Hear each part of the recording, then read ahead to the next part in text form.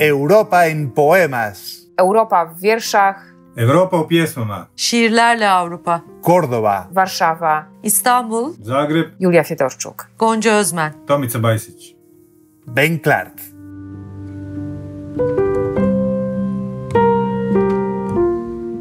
Daytime drinking. First sip, gentle as a stream overreaching, supple as a rope bridge in the air. The second, long as the creak of floorboards, firm as a leg iron clasp. The third, sudden as the trapdoor beneath you, the rudderless slide back to thirst. This is one of hundreds of poems by hundreds of poets from all over Europe, from 49 countries altogether and 47 languages. In this particular case, it was a poem, a Welsh poem by Patrick McGuinness, a 6-line poem in English. One of a multitude of fantastic poetic voices. Welcome to a presentation of the anthology Ground Tour, Travels through the Young Poetry of Europe. Originally, we were planning to present this book in Gdańsk in Poland, live. Unfortunately, we're forced now to do an online presentation, but Federico Italiano and myself, Janem Wagnerem, are looking forward to present 4 fantastic poets from this anthology to you. This anthology was born some years ago, probably while Jan and I were drinking a glass of red wine after a reading, and we were talking about poets in our age, poets from our generation. In a few minutes, we had a list of at least 20 of them. 20 poets in our generation, roughly in our age, that we liked, read, and translated. So it was already there, something like a micro anthology. And it was a crazy thought, but a beautiful thought, which became true thanks the German Academy for Literature and Language, who could wonderfully support this project. Without the help of the Academy, this anthology would have not been possible. So now is the time to listen to our poets. Today would have been a reading in a real place in Gdańsk. We are now in somehow a digital, virtual space, but at least it is still a space of communication, and we are happy to have our reading for you in this way, in this context. Now is the time for the reading. The reading should have been taking place in Gdańsk, and now we have to had to withdraw and do this online. And so it goes without saying that we're going to start with the Polish poet. So Julia Fedorczuk is going to be the first poet to read. She was born in Warsaw in 1975, and she's one of those rare creatures. Or Julia, I think you're one of those rare creatures who not only write poetry, but both prose and poetry. You have published a novel, you've published a series of short stories as well, or collections of short stories, and you write poetry, and you translate poetry as well, and not only poetry. So one of those authors which can make you really envious if you can do anything yourself but poetry. And you've studied, of course, you've been working at the university, you've been a translator of various American poets, an expert of some various American poets, and of course, Julia Fedorczuk has won several awards for her collections of poetry. I should mention also that there's a lovely English translation of Julia's work called Oxygen, or the whole collection Oxygen has been published in the English-speaking world. So let's start with a little conversation just to get started before you're reading. I mentioned that you write both poetry and prose. And I heard once from the Swedish poet Lars Gustafsson that he uses poetry to sort of get heated up for the long distance, the novel. And while writing the novel, on the contrary, he's using little pieces falling from the novel, little motives to continue writing with poetry, which for me seems like the ideal way of writing, which I cannot do because I can't write novels. How do you do that?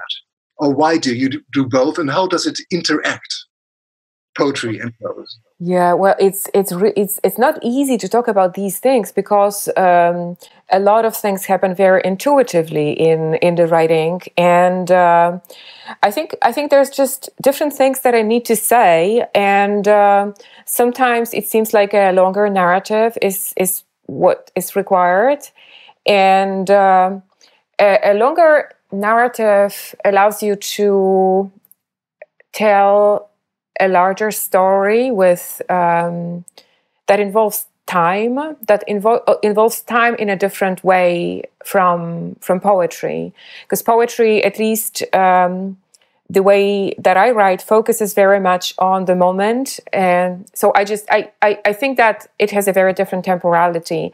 So sometimes I need this kind of temporality that is offered by a poem, which is I think I'm maybe quite influenced by imagism and that tradition of American modernist writing, which focuses precisely on the image, on the moment. And sometimes I need a kind of temporality to tell a story or to tell many interconnected stories, which is what I like to do in fiction. And so I need the kind of temporality that is offered by a narrative. But I also like to experiment within each sort of form of writing. So I like to think about each book as a slightly different adventure or a slightly different endeavor. Ezra Pound, the founder of Imagism, famously said, it's better to write one image in your life than a whole novel. But you mentioned the American tradition, and I mentioned the great Polish tradition. You yourself have won the Szymborska Award and have been compared to your great predecessors. And there are all those great Polish poets like Miłosz, Herbert coming to mind if we talk about Polish poetry. And of course, you are influenced by your own tradition, but at the same time, you have been translating American poetry. I know that you've translated John Ashbery's essays. I think Ashbery in general is or has been a major influence on younger Polish poetry, if I'm informed correctly. Ashbery is an important figure in Polish poetry. But for yourself, apart from Imagism, there's another poet you've been working with or translating even extensively, Laura Riding. Could you say something about her influence on your work, or American poetry? Yeah. Laura Riding is this really unique figure in American and transatlantic modernism, because she was so strict and so disciplined in her attitude towards language. She actually thought that the problems that people were facing, she was saying this right before the outbreak of the Second World War, and she was Jewish. She came from a Jewish family. And so she said that the fundamental reason why the world is basically going to pieces is because people are using language in a wrong way. That it's in the first place it's the question of how we use language. And even though when I studied her work, some years ago, when I looked at it closely, there was a lot of it sounded quite crazy. Like she wanted to create this sort of poetic utopia where people would actually sign a contract that they would use language in a very careful way, in a very precise way. That was the project. She had this project before, like around 1938.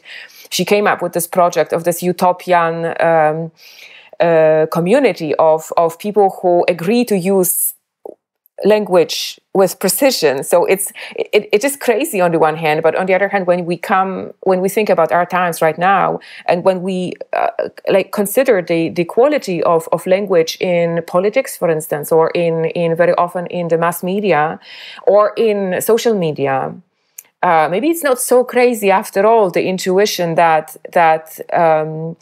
language has this really great power to destroy, but also to create peace. And so I was very much interested in writing because of these sort of utopian modernist grand projects that she had. And she thought for a period of time in her life that poetry could be that language, that it could be that language that helps us make peace, that helps us understand who we are. Her poetry is also generally her project is very spiritual. She asks this fundamental question regarding human identity on this planet. Who are we? Who is this I that thinks and sees and speaks? So she thought for a while that poetry could be the language, could be that language that helps us out of crisis. But then she gave up poetry, and she quit writing poetry, and she stopped. She fell silent. And that gesture of almost complete silence that she kept up for many years before coming back with essays and theoretical writings on language, is also interesting. That gesture of silence, I also find it interesting. A kind of impossibility, or a kind of failure, in fact, that is an aspect of this utopian project. I've been thinking about utopias quite a lot lately, writing my last novel, because I think we need utopian thinking once again. And it seems to me that such a thing, like the contract writing was suggesting, seems to be worth considering in these times. Yes. Indeed. Yes. There's one poem you've written dedicated to Laura riding. It's a sestina called The Snow Queen. And it's a lovely poem. We should or could talk about this very strange and very strict form of the sestina for a much longer time, but I would ask you now to read your poems for us. Okay. So I'll read in Polish, and the first poem is titled Orion's Shoulder, and it's a name of our part of the Milky Way, simply it's our address in kosmos. Ramię Oriona. Wielkie poruszenie na tych gładkich morzach, kłębią się ciężkie, ciemne ciała ryb. To duch awaryjnie ląduje na wodzie, ślizga się, tnie toń, wytraca prędkość, czas. Czas rozdzielić poły słonecznego płaszcza, uwolnić wiatr i już. Pył międzygwiazdowy na listkach pierwszych drzew, rozmodlony zając strząsa słoną rosę, lgnie do ciepłej ziemi wsłuchany w jej musujące tętno. Asymilacja i dysymilacja, CO2, H2O i światło, światło, światło, przemiana materii w materię, wzrost i dojrzewanie w płaskim dysku falującej galaktyki.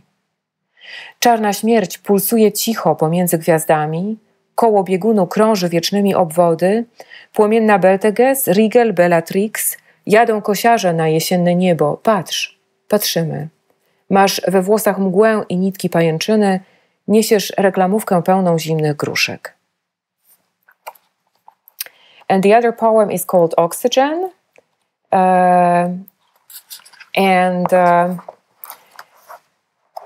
I like to say that oxygen is the most sociable element in the universe because it never exists on its own. Like the oxygen particle never exists on its own. It's always at least O2, or it easily binds with other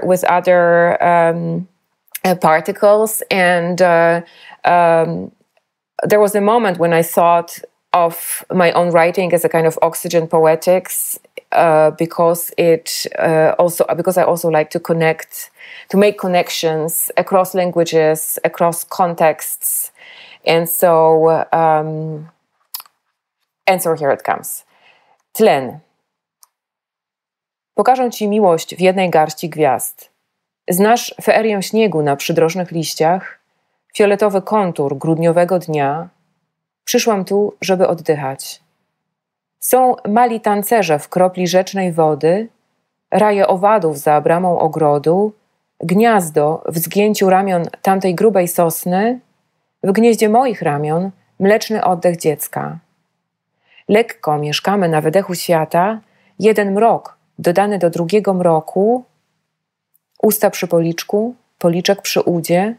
Lekko mieszkamy na wydechu świata, ciepła sierść wilczycy i jej ostre zęby, brzytwa mrozu gładzi ciemną skórę rzeki, jej mieszkańcy bezszelestnie opadają na dno. Przyszłam tu, żeby oddychać. Smutek naszych rzeczy na zimowym niebie, śnieg szybko topnieje na policzkach dziecka, nasze oczy śmieją się do gwiazd, niebo spotyka gładką skórę rzeki, oddycham, więc jestem. Well, thank you very much for reading the poems. I'm starting only now because I was hoping for the sestina for Laura writing, but that's too long a poem. And thank you for taking the time to read. Thank you so much. I hope sincerely we can repeat all this in a live situation. Oh, I'd love to. It would be lovely. Thank you so much for having me. Thank you.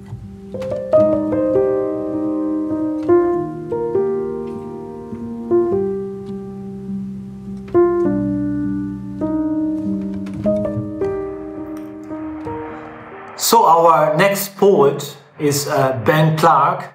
We are very happy to have you here, Ben. Hi. Hi. Nice to be here. Very happy to have you here, Ben. Ben is a Spanish poet, although his name is a sound British name. He has British parents. He started to write poetry very young. If I'm not wrong, Ben, you started when you were 17 years old, and you started writing and publishing when you were 17 years old. And now you're 36 and you're already one of the most discussed and read poets of the young generations. Well, I think I definitely feel like I've been writing for quite a while, even though I like to think that I'm still young. In fact, I started writing as a teenager, and I published my first book in 2001. So next year it'll be 20 years, which seems pretty crazy. Although there was a little bit of a gap between this first book in 2001 and the book that was, well, a little bit well known in Spain, which was in 2006 with an award called the Hyperion Prize. Yes, exactly. And you have other poetry collections which already won various and important awards. The last one, for example, for your book La Policía Celeste, the Celestial Police, if I may translate it this way, or how would you translate it? Celestial Police? Well, it could be the Sky Police, and in fact, the term comes from a German word, which, if I'm not mistaken, is the Himmelspolizei. So it's the Sky Police. In Spain, there was a translation by a journalist, which is a very beautiful translation, which I used for the title, La Policía Celeste. So it means the police of the celestial, the police of the sky, but it could also mean celeste as a color. So it's a very light blue, the color of the sky at daytime. Yes, I remember we were talking about this title of your poetry collection when we met in Germany. It was a very interesting history. And for this book, you won the Louvre Poetry Prize in 2017. Anyway, yes, please. No, this is a very well-known prize in Spain because it has the sponsorship of a very important brand, Loewe, which is a brand of fashion, and for about 30 years now they've been supporting a poetry prize. And because it has a very strong, it's a very large prize economically, but it also has a lot of publicity. It's become one of the most well-known prizes in Spanish language. In fact, it has a very large presence in South America as well. And also the prize comes with an extra prize, which is published in the most well-known collection in Spain, which is called Visor. And it's very well read, and I'm very, very happy to have had the chance to reach many, many readers through this wonderful award. Yes, congratulations. And apropos of readers, you already had in 2011 something like a viral poem. Yes. One of your best known poems, probably. I translated into English the title, The Ultimate End of Bad Literature, which went viral in 2011, yes, reaching a widespread on social media. And something else, exactly in this kind of context of social media, and during the COVID pandemic, during this social distancing imposed by the COVID pandemic, you launched the so-called Corona verses. Verses of Corona, if I'm not wrong, and on Twitter, and which quickly generated a huge impact in the social network, giving rise to a whole international initiative to spread poetry in face of isolation. And thinking about it, this is my first question for you. Could we put together these two terms, poetry and virus? Could be poetry viral in a positive sense? Well, I think it's very hard for us today to try and find a positive sense to the word viral. But if we think of the way the word is used in the internet as something that can spread as information, often we think of maybe a silly video or a meme or some kind of tweet. But I think there is a positive sense also in the idea, as you're saying, of having a poem go viral, no? With the phenomenon with my viral poem, it sort of spent roughly about 10 years traveling through internet and basically hasn't stopped and has reached, well, definitely over 1 million readers. So this is wonderful for me, independently of the quality of the poem, for in fact, I don't think it's a great poem, but just the idea of 1 million people reading something that I thought up at some moment, maybe in complete solitude, is very crazy. So maybe we can talk of an idea with poetry, which especially with short poems, maybe even with just lines, maybe 2-3 line poems, the possibility of them traveling and actually breaking through the barrier of the page and breaking through the barrier of, well, definitely of countries and different languages even. So I like to think that there is a positive side to the viral phenomenon. And with the coronavirus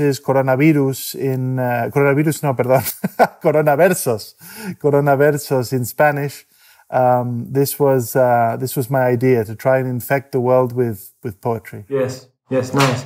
And you have a new book of poems, something like a collected poems, or no, more like selected poetry.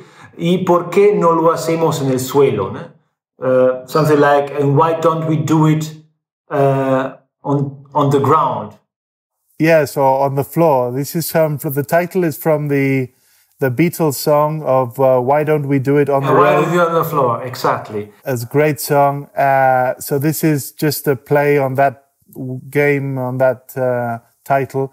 Instead of being the road, it's Why Don't We Do It on the Floor? And it's a kind of suggestion to start something, not necessarily sexual, but maybe a story, some kind of, some kind of relationship, some kind of event that will happen on the bottom floor, on the bottom level, right at the lowest point which is the floor. Yes, in this book you're bringing together many poems of yours you have written in the last 15 years and also recent poems. But all these poems have in common the theme. They all speak somehow about love. Am I right? Yes, this is correct. It's kind of an anthology, except I don't really like to use this word because the idea is more of creating a new book, but with one theme, which is a theme of love poems, and also new poems that I've incorporated into this book that all reflect on the idea of love.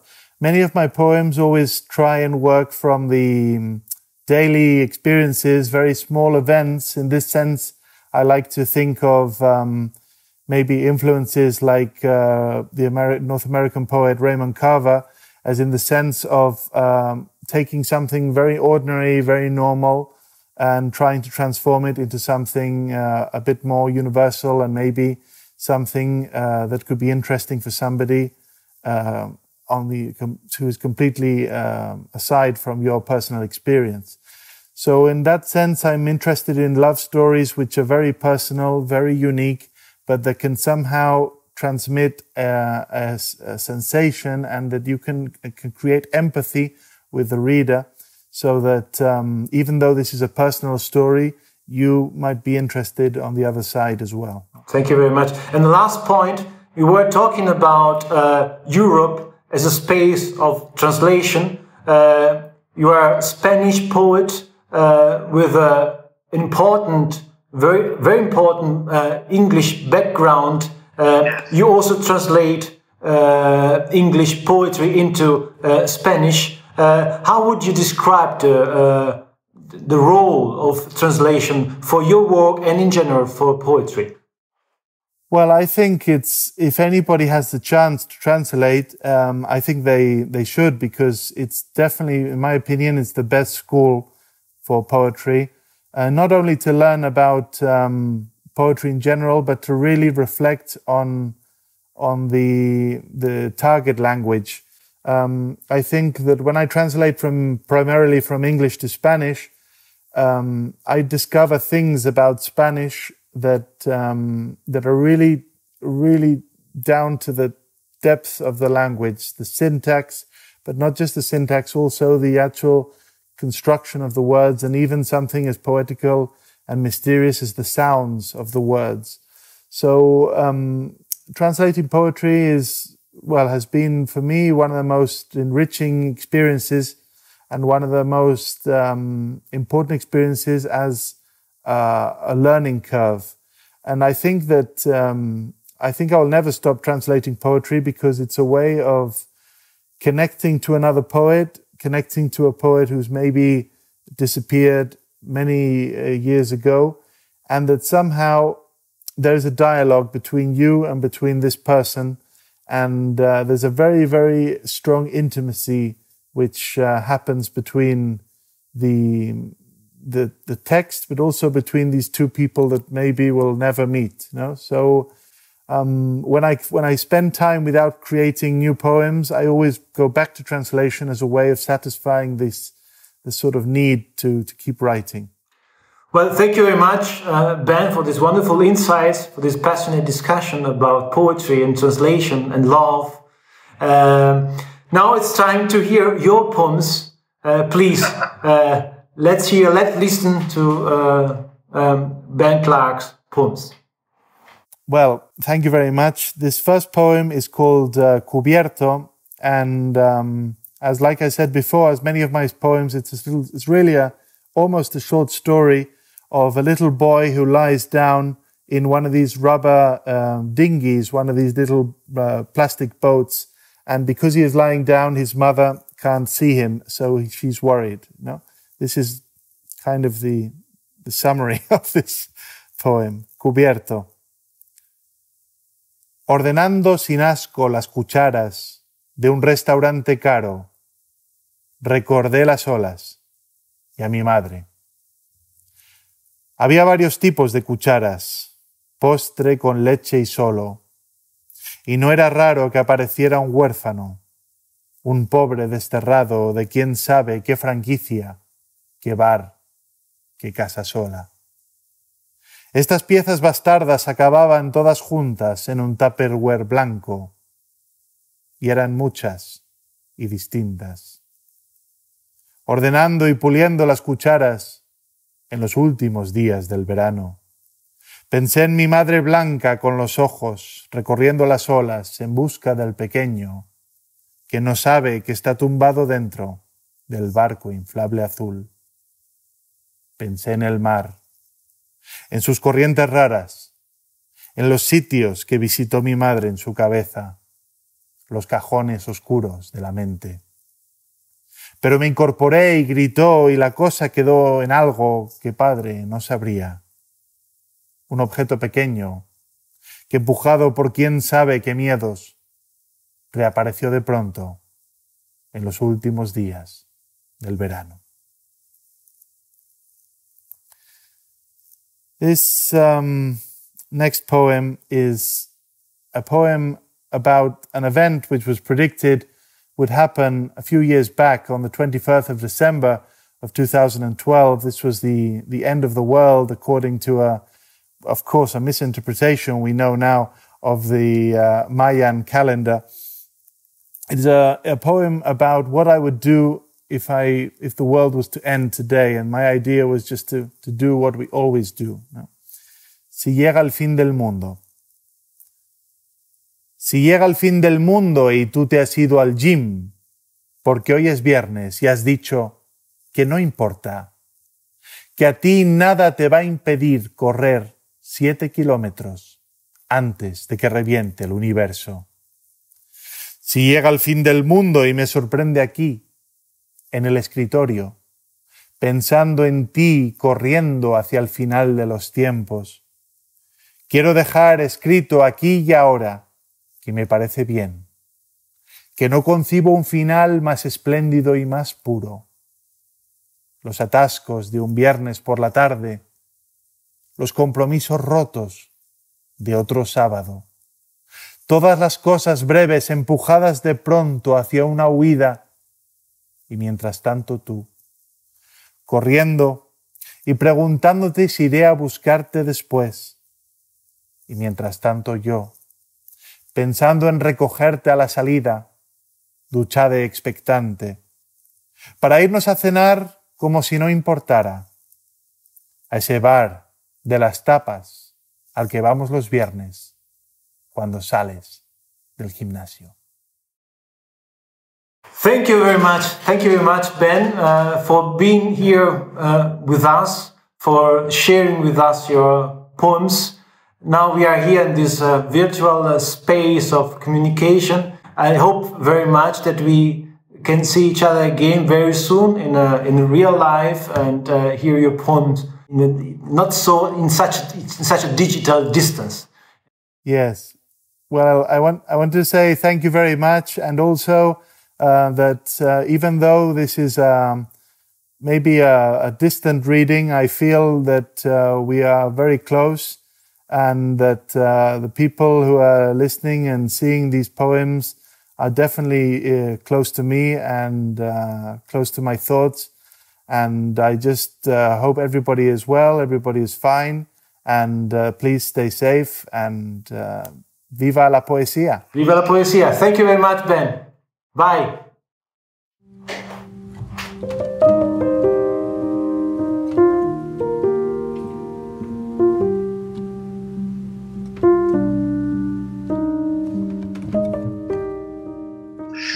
Well, the next poet to read for us on screen, and unfortunately not live and in person in Gdańsk, is Tomica Bajsic from Zagreb.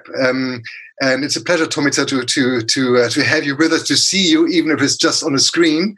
But it's beautiful to see you in your apartment. I will briefly introduce you and talk about you, and then we can have a brief conversation as well. It's difficult to imagine a poet like Tomica Bajsic, who's both very present and formidable as a poet, and with his poetry, and at the same time busy promoting poetry on a grand scale. It almost gives you the feeling that there must be at least 2 or 3 Tomislav Bajsićes around somewhere, because he's doing so much. He's writing poetry, he's translating poetry and editing poetry. He's the founder of Poezję, a magazine dedicated to poetry in translation and to poetry in general, as the title suggests, of course. He's the Croatian director of Lyrikline, that lovely online portal for poetry and poetry readings and translation.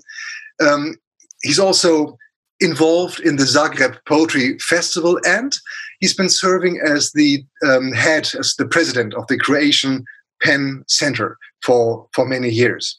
So both in poetry and in doing what is necessary to make people read poetry, Tomislav is very, very engaged and very prolific. He was born in Zagreb in 1968. He's still living in Zagreb, and he's like Julia Fidolczuk, also writing both poetry and prose. He's published some collections of prose and several collections of poetry, which have been translated into numerous languages. He's also editor of anthologies. I should mention that he's translated Blaise Cendrale, the works of Blaise Cendrale, and others. And there's an anthology he edited and translated as well, an anthology whose title I do not have with me at the moment, but the theme is war in world poetry. It's an anthology dedicated, amongst other things, to war poetry. Tomislav, when people talk about war poetry in Germany, they might think of the great classics. They might think of English war poets like Wilfred Owen or Siegfried Sassoon. And many may be surprised to see that right now in Europe, there is a strong thematic strain of war poems. Let's briefly talk about that subject matter, because you were 22, 23 when what was known as Yugoslavia came to fall apart, and when conflict was happening and tragedy began. Is it true that you started to write poetry, or that you started to focus on writing poetry when the war happened?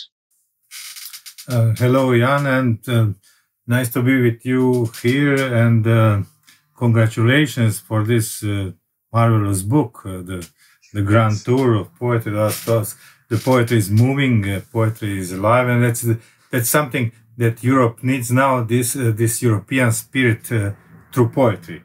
So that's like I will just say that what you said in the beginning.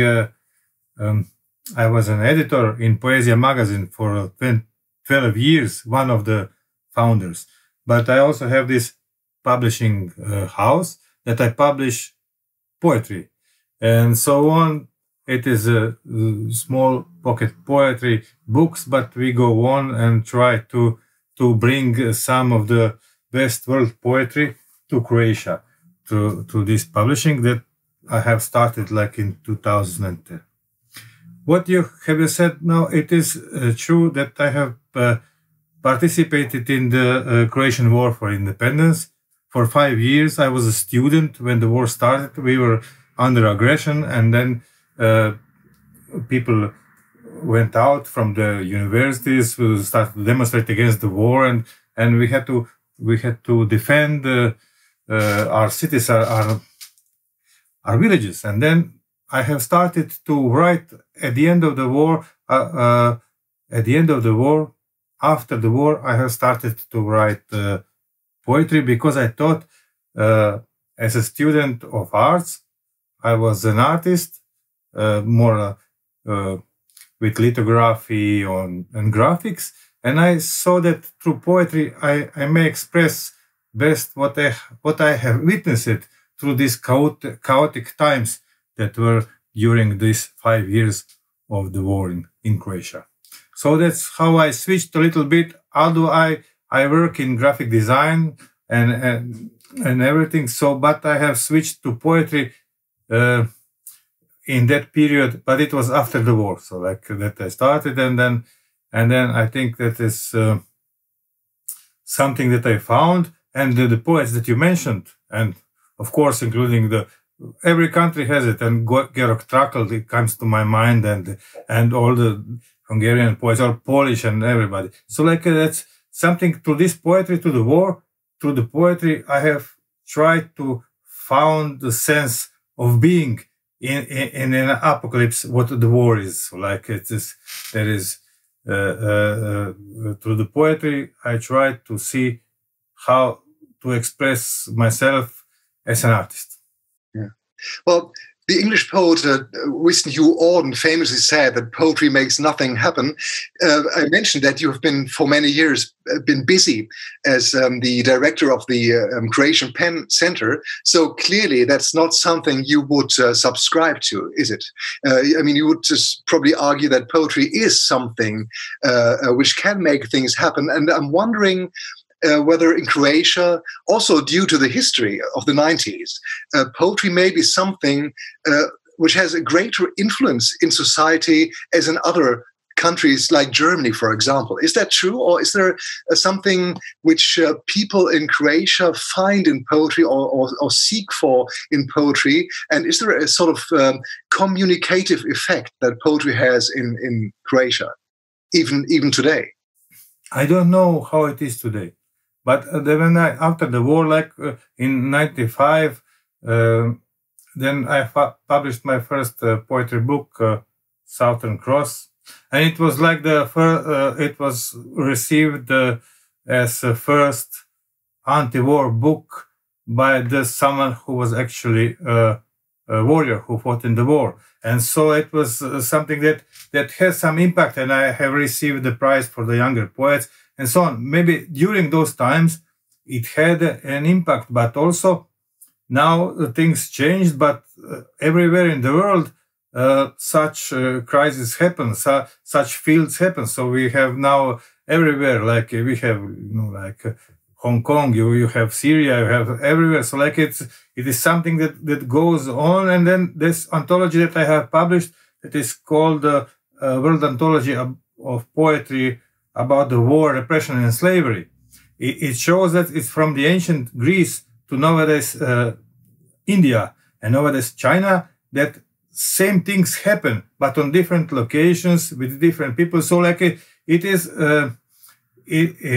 something that is universal, and the people who feel it like a burden to pass through all this malice that is the war for the society in general, to everybody, especially for the families of the victims of the war. So like it showed that this burden is something that happens. It could be shared in a way. So that happened before, and it happens all around. So it is not just for you to bear it and so on. That I think that had some. It was also well received in Bosnia and so on. So it had something. This anthology had something to see that yes, of course, that what happened like in ancient Greece happened to me now, or something like this, or India today, and so on. So that was my idea that I published this. So that is, but the impact of poetry, what you said, like the pen is, we are always, a voice on the margins, but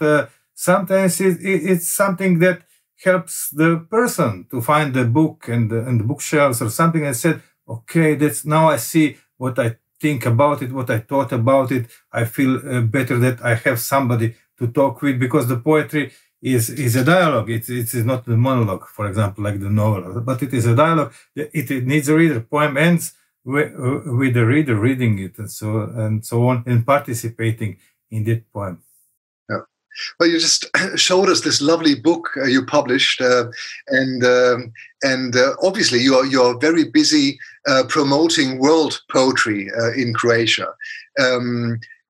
Federico and I talked briefly about the importance of exchanging ideas and exchanging things across the borders of language and across national borders, and your way of publishing books and translating is obviously part of that process of having a dialogue, amongst traditions of several cultures, several countries. we state in the preface that that is something that is happening in the young poetry in Europe all the time at the moment. There's a sort of permanent transfer in poetry, it seems, and that must be the same in Croatia. Influences from Blaise Cendrars, from American poetry, but also from all the countries of Europe. You mentioned Georg Trakl and so on. Vasco Popa is popular in all of Europe, and so on and so on. But I was wondering, the countries of ex-Yugoslavia, is there still among the younger poets a stronger way of communicating? What about for example, at the festival in Zagreb or festivals in Belgrade, is there a stronger link and a permanent discourse going on between poets from Croatia, poets from Bosnia, and so on? Is there still sort of a community of poets, or a shared poetic universe?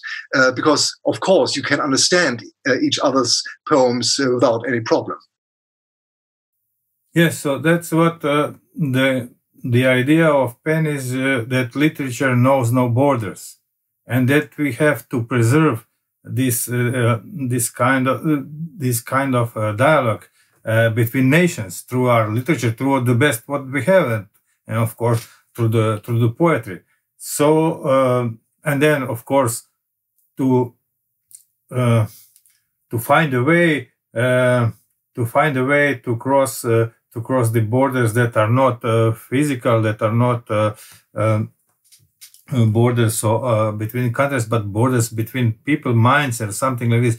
That's what you mentioned, Blaise Cendrars twice. So that Blaise Cendrars was also, for example, in the war in France and so on during the Second World War. But he was such a positive person that he just swam through it, and then he gave wonderful poetry later, and also that I thought that it is the way that we can confront the worst things that happens through the positive thinking, through the friendship, and through something that we all love and cherish, that we all think what life is worth for. So that's in former Yugoslavia, of course, through poetry. There is, I mean, even during the war, the culture was functioning, collaborating, the people, the writers, of course. The writers are writers. So like it's the poet, and your roots are the poetry and literature. So that never stopped. There are problems between sharing the books because of the borders and everything. It's hard to to know what is now new in Belgrade or in Sarajevo and so on. So it is more difficult, but through poetry, that poetry goes online and everything, so you can share, and of course the poetry festivals that you can share and see what other people are writing. And so everyone, there is a strong movement of young poets that are surpassing, of course, the borders, and then and it is shareable, and it is visible. And of course, lyric line, you mentioned lyric line, then Versopolis and so on, and of course, and your anthology Grand Tour. Oh, thanks. Well, thank you for taking the time to answer these three questions and talk about sharing. Now, I would ask you, Tomica, to share some poets in Croatian with us.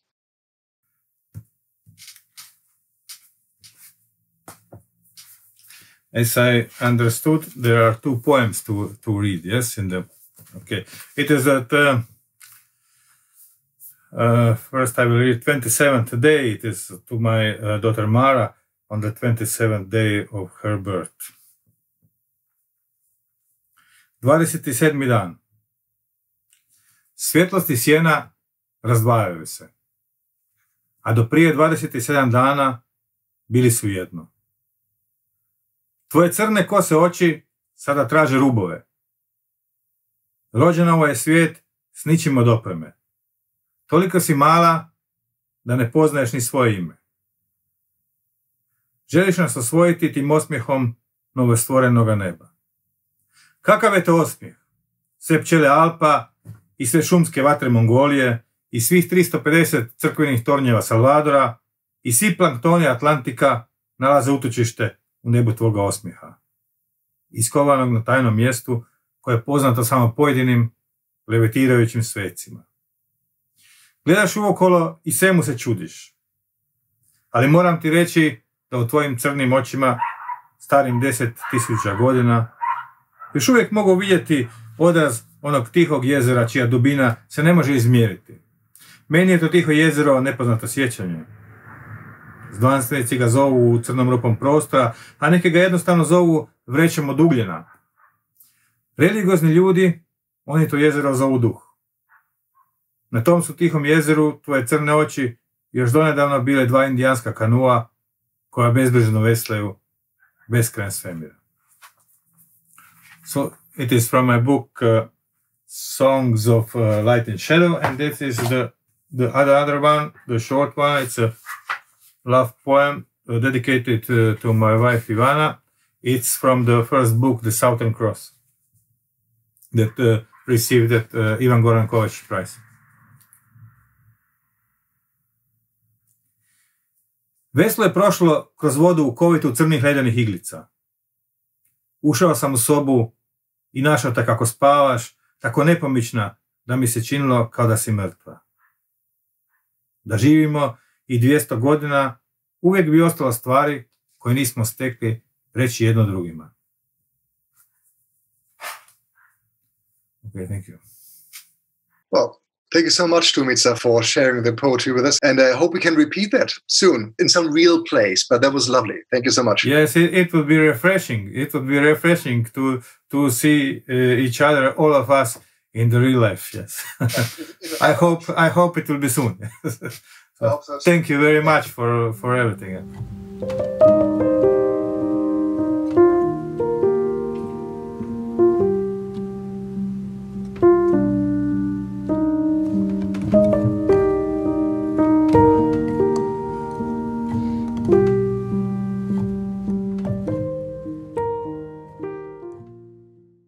Our next poet is Gonca Osman. We are all very happy to have you here, Gonca. Hello, thank you a lot. I'm very happy as well. Gonca is one of the most important and original Turkish poets of her generation. Your poetry, Gonca, explores both nature and urban life. Istanbul's cityscapes, its light, its shadows, its backyards are integral part of your metaphorical fund. As a Turkish poet, Efe Duyan, who is another poet in our anthology, writes about your poetry. He says, your poetry offers, I quote, an exciting and challenging hybrid, conceptual complexity and the sound of folk music, using rhythmic elements extensively and sticking to clear structural forms. She manages to create a critical approach towards any subject she deals with. This is a wonderful description of your poetry, and everybody who reads it would like to know more about your work. You were born in Bordeaux, and you study English literature. You hold a PhD, a doctorate in English literature. You have written a thesis about ekphrasis, the ekphrastic poetry of Cubist male painters. You have published 3 collections of poetry. You have been awarded various prizes, and you have been serving as editor of different literary magazines, in particular a journal on translation, on literary translation. So my first question for you, Gonca, thinking about your interest in the arts, is there for you a particular interest in the relationship between poetry and the arts? I ask that because you are not the only one in our anthology. There are also other poets I can remember, for example, Maria Barnas from Holland, which are very much interested in the arts, in painting, installation, and so on. So it's very interesting now for me and for our audience, which is your perspective on this, on the relationship between poetry and the arts. Thank you, Federico, for all the words. I want to say that I'm very happy and honored to be part of this very huge, rich and inspiring anthology. It is wonderful to be with my friends there. And another part is that I'm very happy to meet new friends as well. Thanks to your anthology. I'm learning a lot and I really love this collaboration. And for me, the collaboration of poets between their works are very similar to the collaboration between poetry and other artists. It is not only painting, but also music, dancing, theater, cinema, and all the other art forms. I think they are sisters and brothers. And the dialogue between them really enrich our own art as well. So Efe puts, my very close friend, as you know, Efe puts great effort in these wonderful sentences, comments on my poetry. I think it's easier to hear someone else who is commenting on your poetry, because talking, really trying to explore your own poetry can be so challenging for me. I don't know, do you agree? Well, somehow I do agree, but because it is easier to hear people, and the connection between nature and the city life is also coming from my biography as well, because till 18-year-old, I was born in a very small city, and I was within nature, and my childhood was directly in the nature. So afterwards, I came to Istanbul. It was when I was 18, I was here for my university education, and I miss being within nature a lot in this huge city. And contrarily, sometimes within nature, I miss the horrible sounds of the city as well. Yeah. So in my poetry, I think all these different things are in a dialogue to create, some alternative maybe sounds or alternative lines, metaphors, because I'm coming from oral tradition. My grandmother, when I was so small, when I was a child, 4 or 5-year-old, she was an illiterate woman, but still she told me fairy tales. She told me, some small rhymes. Just she has a kind of creative mind, and I was so impressed with her. Apropos of your family, there are a lot of poems in our anthology dealing with the mother figure, and you are one of these poets present in the anthology with a wonderful poem about your mother, which I would now roughly translate into English, something like "Because my mother." Is it something that for you also could explain somehow your relationship to poetry, your relation with the family, the mother, the tradition, which is symbolically contained in this figure? Would you agree with it? Yes, but before maybe I can add some more about arts, because especially when I came to Istanbul, I started going art museums and I started learning more about arts. And always there is I find many inspirations from lots of paintings, especially paintings, nude paintings, because I'm working on body politics as well. Yeah. Especially the female body, how female body is represented within art, within literature, and of course within poetry. And this urge, of course, at the same time corresponds to my relationship with my own mother. But not only this relationship or my relationship with my own daughter, because I'm a mother as well, a newly mother, 10 years mother. But at the same time, this is a kind of dialogue with my mothers from literary tradition, with my mothers from art tradition.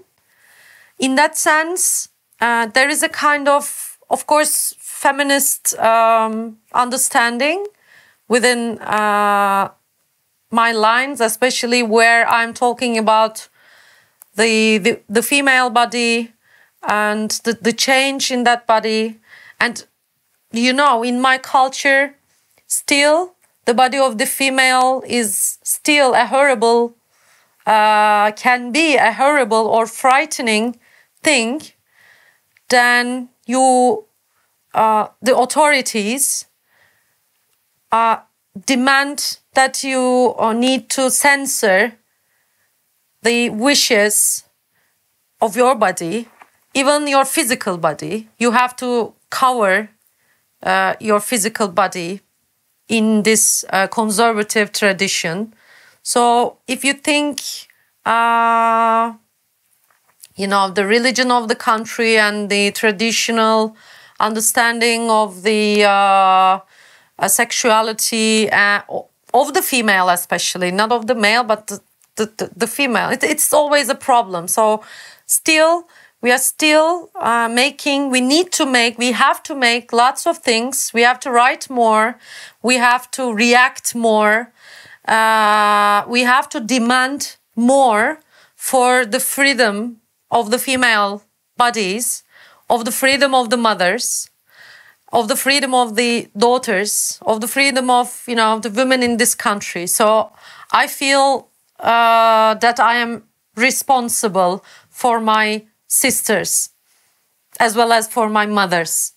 Well, thank you very much, Gonca, for this wonderful and passionate discussion we are having, and I would like to hear a lot more of your experience, of your ideas on poetry and on culture and on relationships. But we now have to start listening to your own poems. So now I'm happy if you would read us a couple of poems of yours. Of course, with pleasure. Thank you. Thank you a lot. Bakraç. Herkeslerin uzağı vardı, ben çok çağırdım. Benden önce bir kadını vardı herkeslerin. İnattım, hoyrattım, sallanan bir bakraçtım. Herkeslerin neşesinde ben hep sakardım. Bendeki rüzgarla açılanlar, göğün aklından sarkanlar. Sizden ne alacaktım? Bıraktım. Deyin ki ağaç kovuklarında dolandım. Her çalılıkta yazgımı biraz kararttım. İnandığınız o hayrete ne yapsam varamadım. Herkesler tamdı. Bir ben olmadım. Bir çocuk düşerkenki gibi baktım. Dünya çok alçak bir yer. İndim. Uçmadım.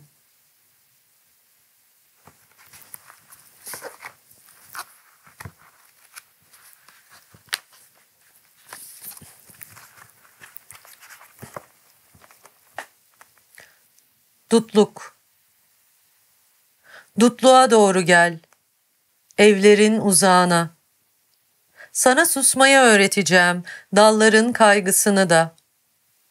Azaldığın yerden öpeceğim, azaldığı yerden doğanın. Ovayı geç, dutluğa doğru gel, arasına otların. Sana fırtınayı dinleteceğim, teşubun çığlığını.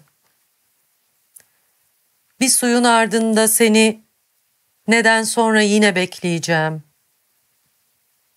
Tarlayı geç, daha gel daha, dut kokusuna. Sana karıncaları göstereceğim.